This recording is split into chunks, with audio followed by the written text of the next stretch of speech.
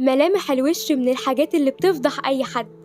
يعني ممكن تلاقي حد بيبتسم ليك أو بيضحك وهو من جواه ما بيحبكش، وده هتلاقي عينه ثابتة أو ما اتحركتش وهو بيضحك ليك أو بيبتسم، وده بسبب عدم التناسق بين مشاعره ولغة جسده اللي ظهرت عليه.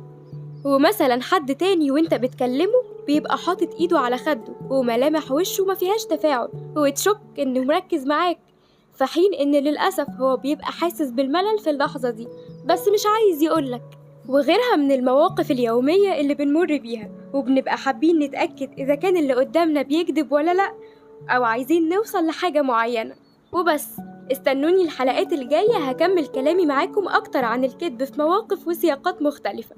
وما تنسوش تعملوا لايك وشير على الفيسبوك وسبسكرايب للقناة على اليوتيوب عشان تكونوا أول ناس تشوف الجديد.